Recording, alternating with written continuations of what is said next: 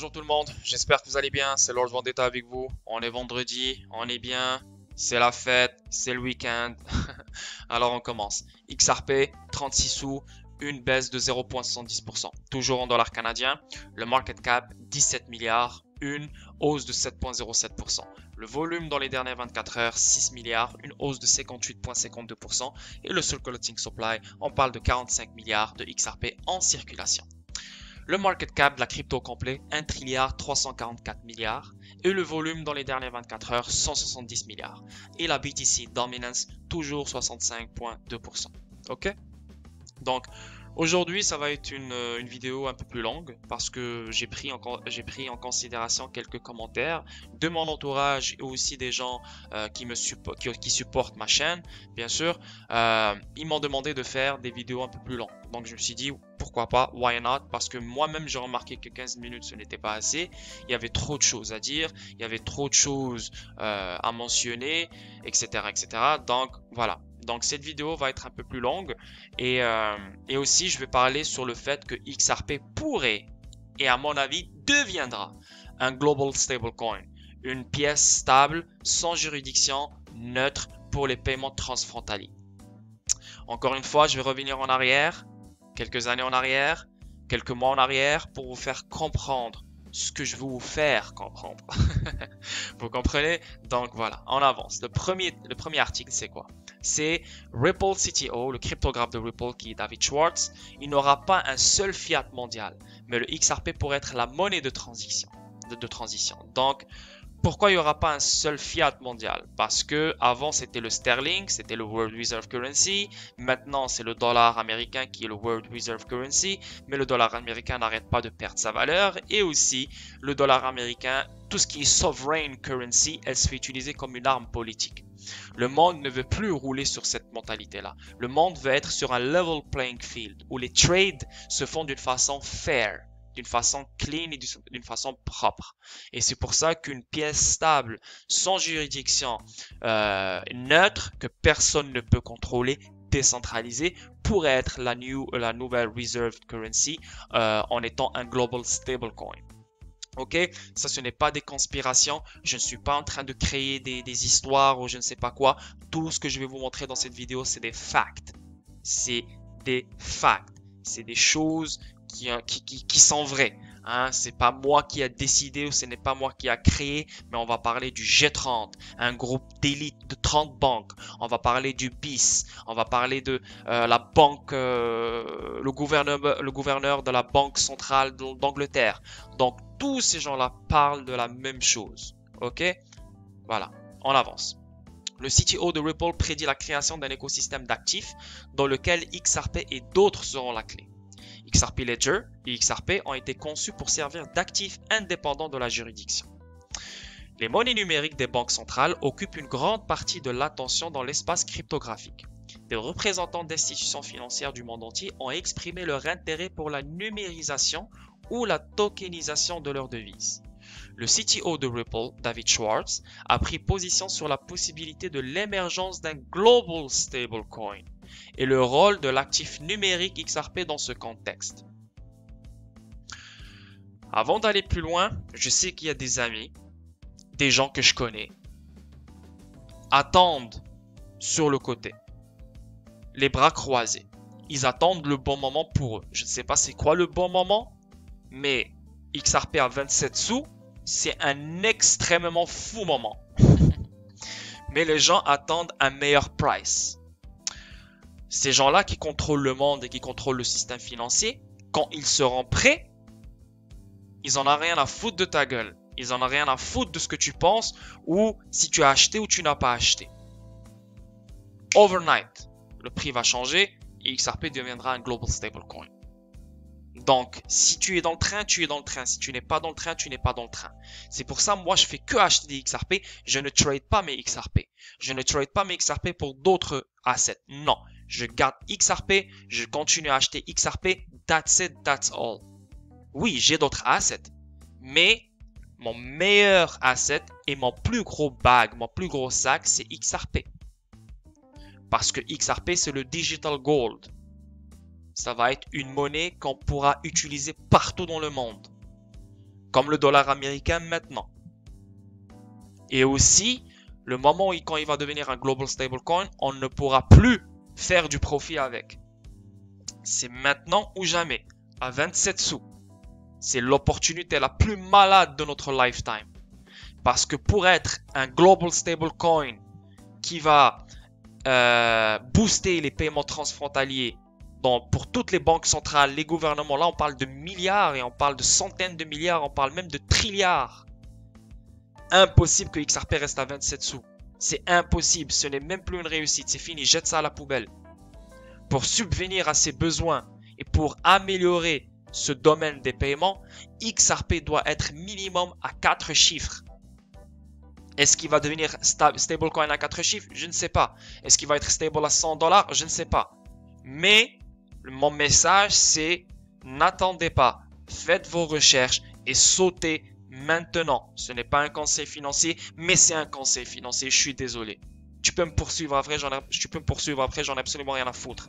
Mais là, c'est trop clair. Là, faut pas être con.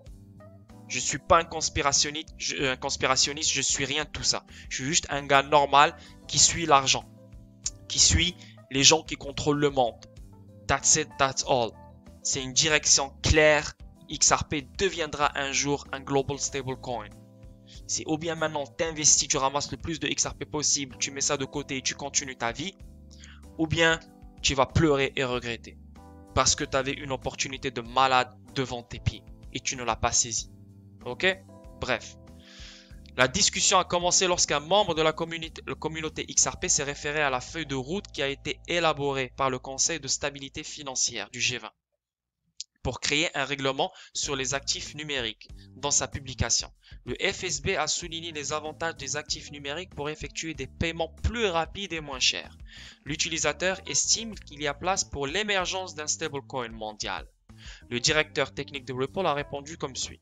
Je ne pense pas qu'il y aura bientôt un seul fiat mondial. Fiat, c'est currency, c'est comme le dollar, l'euro, pesos, etc. Donc, même des pièces stables, il y en aura beaucoup. Pour créer de la liquidité entre les CBDC, les autres pièces stables et les nouvelles classes actifs symbolisées, il y a de la place pour un actif neutre et sans juridiction. Donc, il n'y aura pas juste un seul fiat mondial. Il n'y aura pas juste une pièce stablecoin. Parce que chaque banque centrale va créer sa propre monnaie, comme le digital dollar, le digital euro, le digital pesos. Ok? Mais il y aura un stablecoin, un global stablecoin qui va connecter ces CBDC, ces Central Bank Digital Currencies. Il y aura un global stablecoin qui aura un prix fixe et qui va créer de la liquidité pour les CBDCs, pour les autres pièces stables et d'autres classes d'actifs symbolisées comme DeFi, Decentralized Finance. Ok? Donc, je vais mettre le lien de cet article en dessous de la vidéo. Vous pouvez le lire plus en détail. Et on avance. Ici, on parle XRP reconnu comme une monnaie relais rapide et bon marché dans le nouveau rapport G30. C'est quoi le G30? Le G30, un groupe de banquiers d'élite.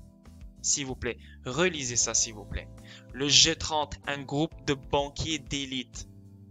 Là, ne me parle pas parce que ton ami qui va à l'université de Montréal ou ton ami qui étudie là ou ton ami qui fait ci ou il a regardé 10 vidéos YouTube ou ton ami qui est sceptique ou je sais pas quoi.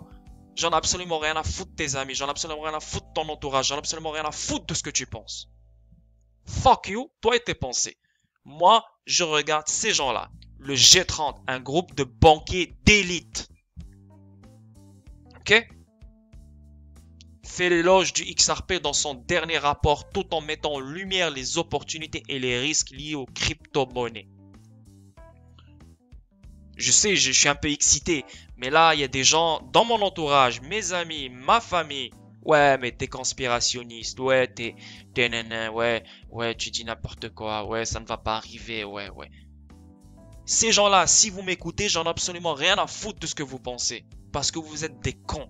Vous êtes des cons, vous regardez Netflix, vous regardez des documentaires à la con qui ne servent à rien, vous perdez votre temps pendant ce temps-là, on a des groupes de banquiers d'élite qui font l'éloge de XRP. Les gens qui contrôlent le monde sont en train d'adopter XRP, sont en train, voilà, d'avancer sur ces choses-là. Ok, on avance. Le groupe D30 G30 a reconnu la crypto-monnaie XRP comme une solution au service bancaire par correspondance, lent et coûteux dans son dernier rapport qui se concentre sur divers risques et opportunités associées à tous les types de monnaies numériques.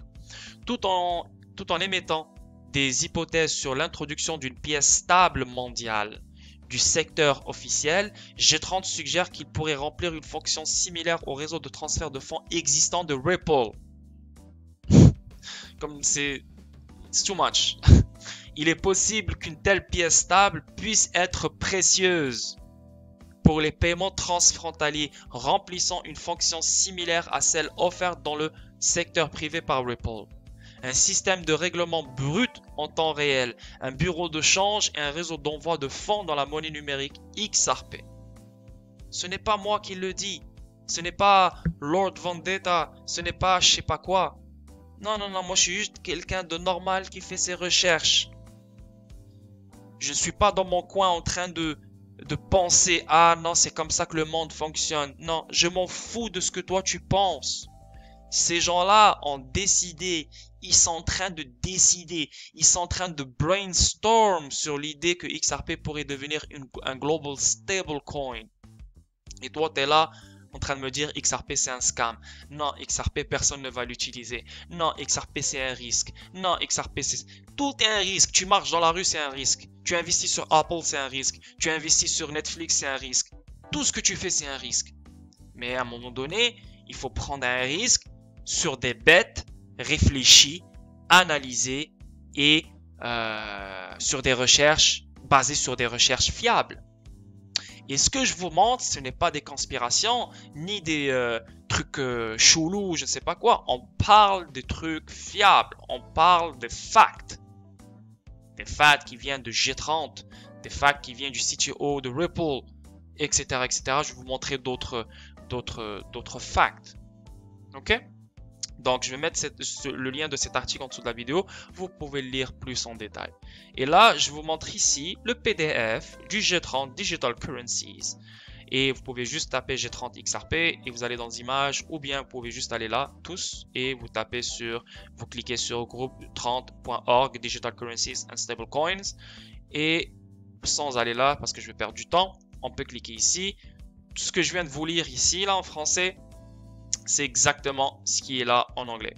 Et là, on peut voir aussi ici, il parle de It is possible that such stablecoin could be valuable for cross-border payments, serving a function similar to that offered in the private sector by Ripple, a real-time gross settlement system, currency exchange and remittance network whose digital currency XRP. Say it again, XRP. Et le G30, je vous le rappelle encore, c'est un groupe d'élite de banquiers. Ok? C'est ça, on avance. Là, on a monsieur Mark Carney, qui est le gouverneur de la Banque d'Angleterre. Lui-même, il visualise une monnaie numérique qui va remplacer le dollar. Ok? Donc, tout ce que je viens de vous montrer ici est connecté. Donc, tous ces gens-là parlent de la même chose. Ils ont le même mindset, ils ont la même mentalité.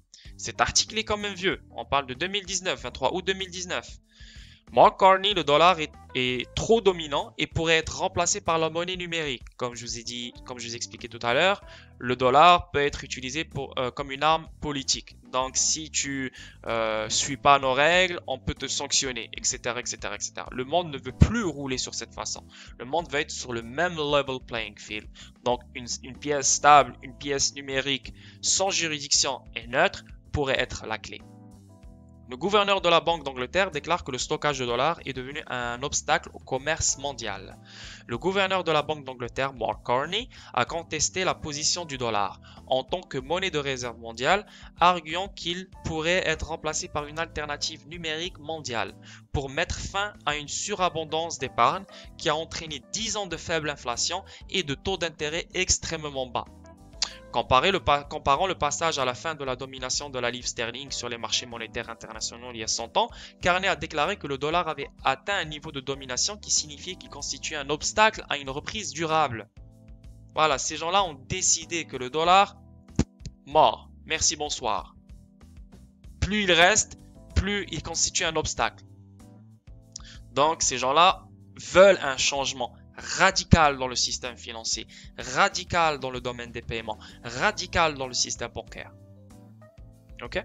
Il a déclaré qu'une nouvelle monnaie numérique soutenue par un grand groupe de pays débloquerait des fonds en dollars que le gouvernement stocke actuellement en tant que police d'assurance en des temps incertains.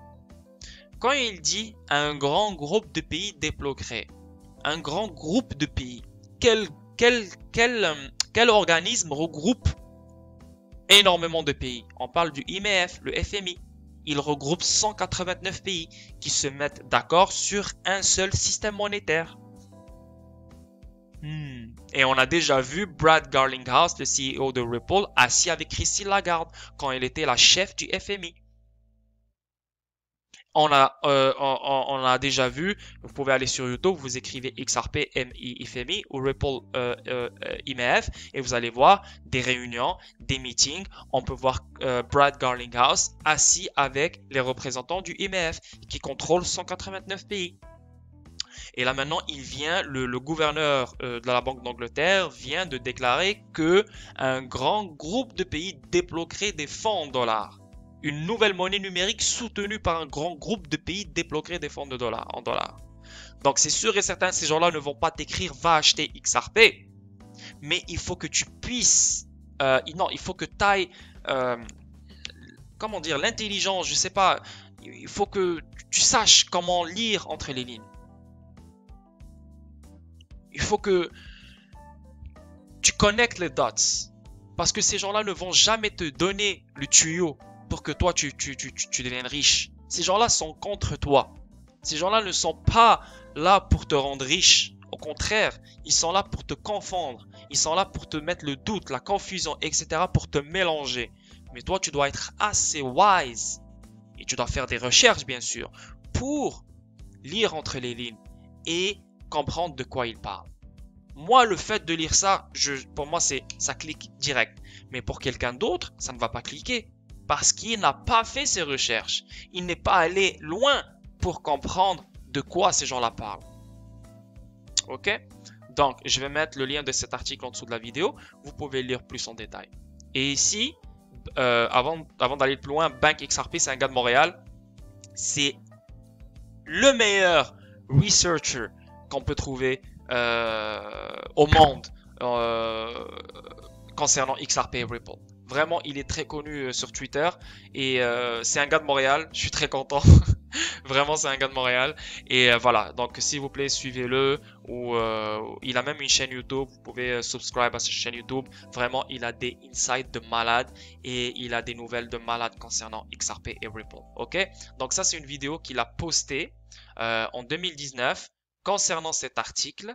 Et là, on peut voir Mark Carney parler de Bank of England. Mark Carney, a new virtual currency could ease reliance on US dollar. Donc, on l'écoute.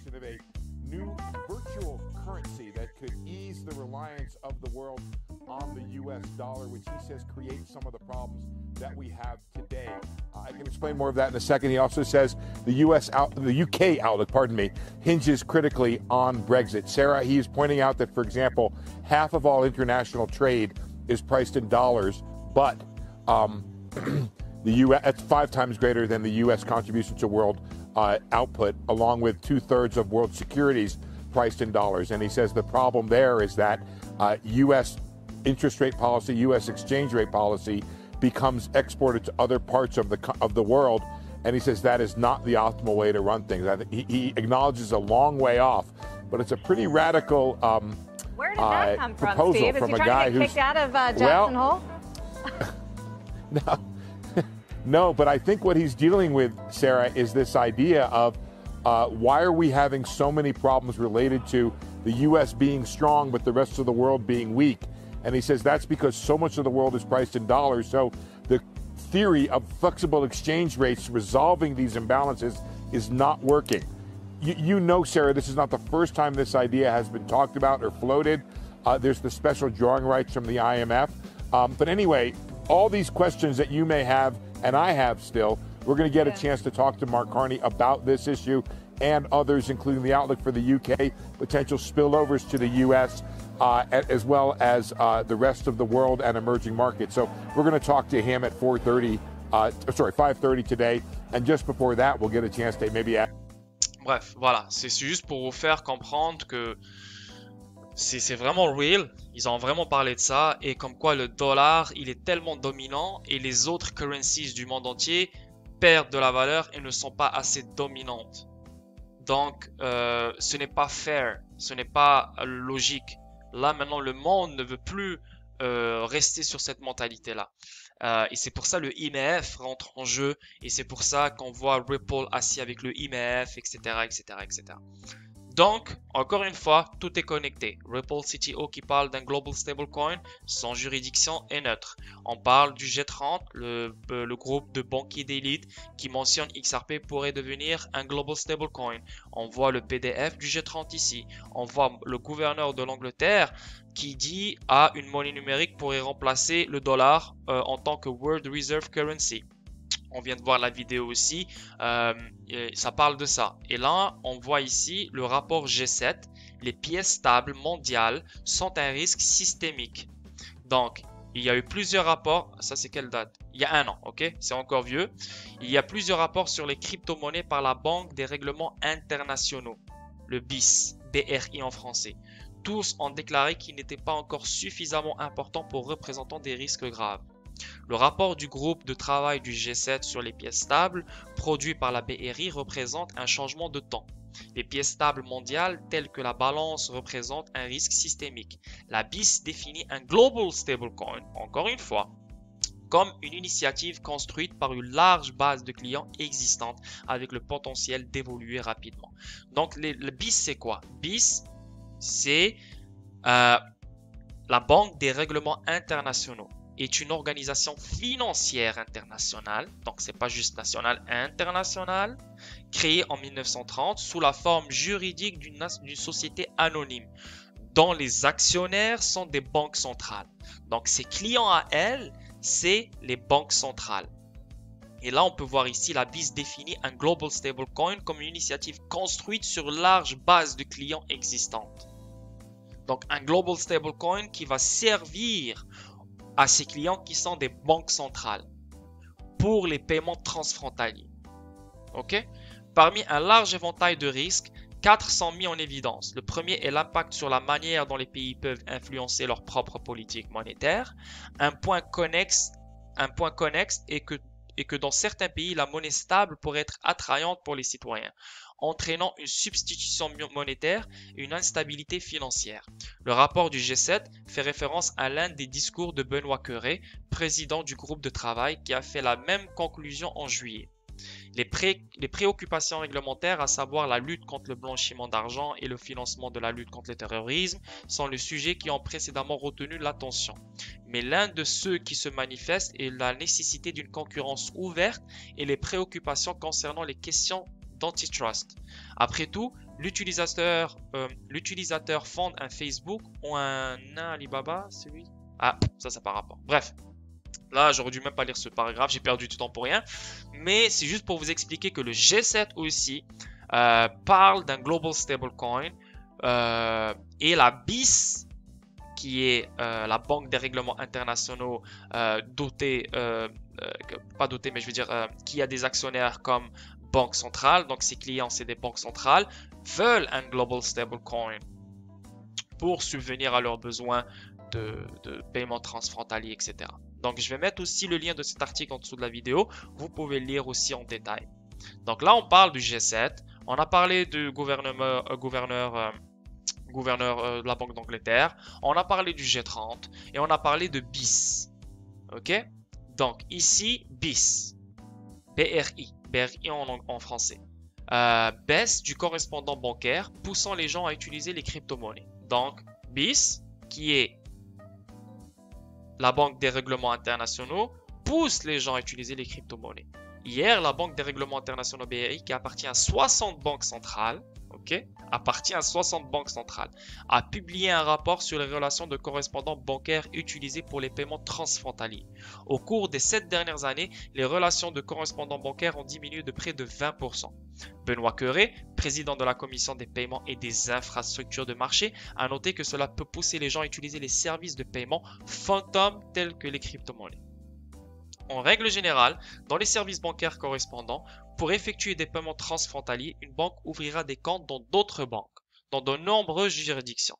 L'inconvénient est que cela bloque les fonds et constitue un fardeau administratif.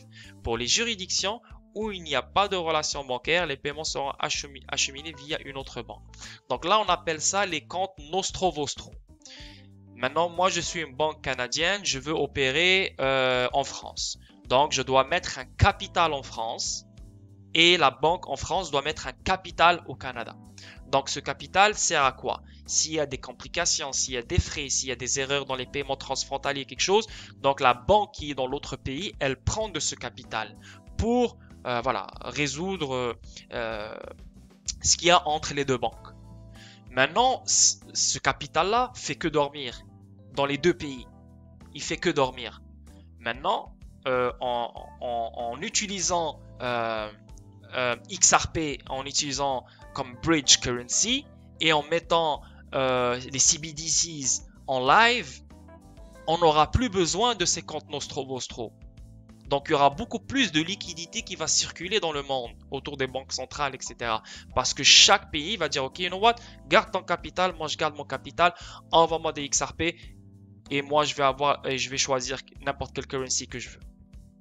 C'est ça l'idée. Je sais que je l'ai mal expliqué, mais encore une fois, je suis juste un gars normal. Je ne suis pas un banquier, je n'ai pas les termes techniques pour que vous puissiez comprendre. Mais j'essaie de parler, voilà, comme un gars normal dans la rue ou comme votre ami, ok? C'est ça. Donc, je vais mettre le lien de cet article en dessous de la vidéo. Vous pouvez lire plus en détail. Ici, on peut voir BIS, ok? Donc, la même chose, BRI, BIS. Et Ripple parle de BIS. Donc, les banques du monde entier s'appuient aujourd'hui sur le système correspondant bancaire pour faciliter les paiements internationaux. Il n'est donc pas étonnant que la santé de ce système soit de la plus haute importance pour les banques centrales du monde entier. C'est pourquoi la Banque des règlements internationaux BRI, on vient d'en parler, c'est elle ici, BRI, ok, parfois décrite comme la banque centrale des banques centrales, a commandé un rapport sur l'état du correspondant bancaire par le Comité des paiements et des infrastructures de marché qui a été publié ce mois-ci. Le rapport ne laisse pas trop de surprises. Le système de correspondant bancaire est soumis à des tendances plus larges, notamment en ce qui concerne les coûts de conformité et la tolérance au risque. Une partie de cela pourrait être le modèle plus grand et mieux et taille unique qui suit son cours. En tant que tel, plutôt que de voir un réseau plus intégré et interconnecté, nous voyons exactement le contraire où les grands correspondants limitent le nombre de relations qu'ils entretiennent au fil du temps. Donc voilà, ça c'est un rapport, mais pourquoi je vous ai montré ça? Et ça c'est en 2015, hein. Très vieux, c'est pas quelque chose de nouveau, mais c'est juste pour vous montrer la connexion avec BIS, la banque centrale des banques centrales, la connexion avec Ripple, la connexion avec le G30, la connexion avec le G7, la connexion avec le gouverneur de la Banque d'Angleterre. Donc, c'est sûr, ça ne parle pas de Ripple et XRP à part le G30, mais ils parlent tous des mêmes termes. Ils mentionnent tous les mêmes termes. Donc, il faut être aveugle et con pour ne pas comprendre ces termes et ne pas se poser des questions. Est-ce que ça veut dire ça? Est-ce que ça, c'est connecté à ça? Ok? Donc ici, je vais juste revenir un peu en arrière. Et Benoît Cœuré. Benoît Cœuré, c'est le président de BIS. Et lui, il a fait une vidéo. Donc une vidéo, c'était au Davos, en Suisse. Et là, il y a une vidéo de lui. Il parle des CBDC.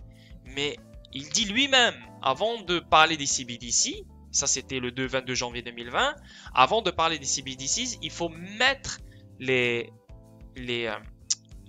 infrastructures en place pour que ces CBDC puissent circuler et puissent transacter entre eux.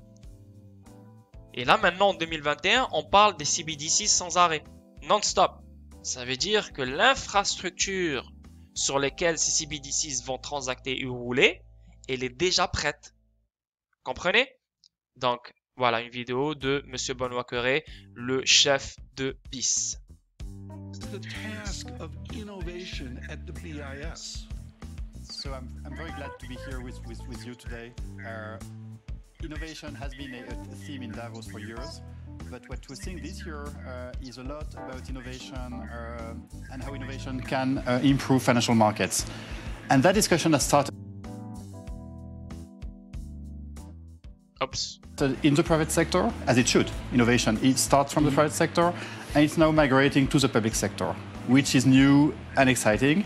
And the BIS wants to be leading that discussion on how innovation can help improve the way we do regulation and how innovation can help improve the way we do monetary policy and even maybe the way we issue money. But you're helping to design the future of finance. I mean, where does one start in all of this? It's such a huge task. Well, it's not a new task. I mean, the Financial Stability Board, for instance, has been focusing very much on fintech and how that changes the structure of global financial markets. In the central banking community, we've been upgrading a lot of our systems. We've been moving to real-time payment infrastructures, for instance. The next step is about how that's going. Tu vois, il a dit lui-même, real-time payments. To change the very face of money, that is the discussion on central bank digital currency. And it's also about how big data, machine learning, artificial intelligence can help do our job better. Can the politicians get on board? I just did a panel with Ken Rogoff, and of course his book, one of my books, The Curse of Cash. The beginning of it is this idea of fintech and cashless societies. Where are we right now in the continuum of a few, Sweden and others, getting out front on this? Do you sense the politicians wanting to finally catch up with the courage of Sweden? They're catching up very fast. They've been spurred by private sector innovation. So, say, the Libra discussion, which has many facets and is problematic in some aspects, has been also a wake-up call for us. And I think there is understanding now that we need to get our act together and decide what we want to do and how we want to do it. But that said, this will go at different paces across jurisdictions. So don't expect it to happen the same way in Sweden, in Switzerland, at the ECB, etc., because that's essentially a political discussion. So at the end, we'll send it back to politicians, to parliaments for them to decide. In October, the G7 actually presented a report on stablecoins to guide regulators and technology. But since then, Libra has basically been declared a failure, and there's less public debate about it. Has it moved the question of urgency away? No, we've kept discussing with Facebook. There are lots of good aspects in Libra on the technological side, on the inclusion side, that we want to leverage, and it's really up to them to come back to us and address our concerns. So I can't comment on that, but it's not that discussion is live. Where do you see the biggest advantage to stablecoins? Well, it's about having a technology that cuts across borders and that can help cut the cost and. Voilà, juste là, c'est là la partie la plus intéressante. Mais je vous ai mis toute la vidéo juste pour que vous puissiez suivre le tout. Mais là, c'est la partie la plus intéressante, c'est ici. Do you see the biggest advantage to stablecoins? Well, it's about having a technology that cuts across borders and that can help cut the cost and improve the speed of cross-border payments, which everyone agrees now are too slow and too costly. So I would say the top priority for the global community is not about CBDC. CBDC will come in, so central bank digital currency. It will come in due course in different ways, and we're working on it. But the top urgent priority is to improve cross-border payments. Ah, juste parce que même moi je suis un peu parce qu'à chaque fois quand je refais ces vidéos ça m'excite. Mais le chef de BIS, il a dit avant de parler des CBDCs, the top priority, la priorité la plus importante, c'est fixer les cross-border payments, etc., etc., etc. Et là maintenant, en 2021, on parle des CBDC sans arrêt. Donc ça veut dire que l'infrastructure est prête. Que ça veut dire que XRP Ledger, XRP, Ripple c'est finalisé. Et là maintenant, pourquoi les régulations avec le SEC, etc., ce bordel qu'on est en train de vivre, c'est fait exprès et ça doit arriver pour donner les régulations une bonne fois pour toutes à XRP. Pour que ces institutions financières, ces banques centrales, tout ce tralala puissent adopter XRP et commencer à utiliser XRP sans attendre. Et bien sûr, pour nous, ça va être un changement de vie, bien sûr, ok? Donc, Benoît Cœuré. Et ça, c'était en 2020. Il l'a dit lui-même. The top priority, c'est fixer les cross-border payments avant de penser aux CBDCs. Ok, il l'a dit lui-même. Maintenant, le 22 janvier 2021, aujourd'hui, BIS prévoit une plateforme pour tester les devises numériques des banques centrales dans les paiements transfrontaliers. Donc, ça veut dire que ces gens-là sont prêts. C'est fini. C'est prêt. Les choses sont là. Maintenant, il y a juste quelques petites fixations qui doivent mettre en place et c'est fini. Mais les plus gros piliers de base sont mis en place. L'infrastructure est mise en place. Donc, BIS, un petit rappel, c'est la Banque des règlements internationaux. C'est la banque centrale des banques centrales. Ses actionnaires, c'est les banques centrales. Ok? Le Centre d'innovation de la Banque des règlements internationaux BRI a répertorié vendredi ses priorités et ses programmes pour 2021, parmi lesquels une nouvelle plateforme pour tester les monnaies numériques de gros des banques centrales, CBDC. La BIS a déclaré que la plateforme de preuve de concept utilisera plusieurs CBDC pour explorer la faisabilité de paiements transfrontaliers plus rapides et moins chers.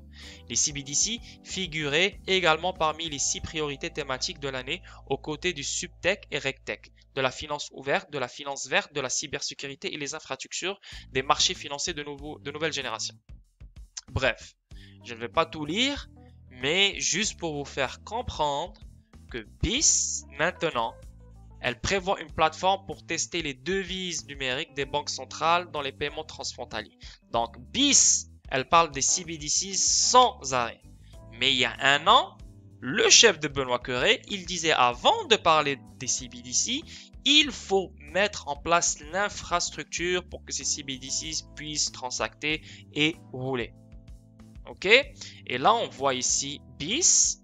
Ripple parle de BIS pour les cross-border payments, les paiements transfrontaliers. Et là, on voit BIS encourager les gens à utiliser les crypto-monnaies. On voit le G7 avec BIS en train de parler d'un global stablecoin pour les banques centrales. Et on voit le gouverneur de la banque centrale parler d'une monnaie numérique qui peut remplacer le dollar.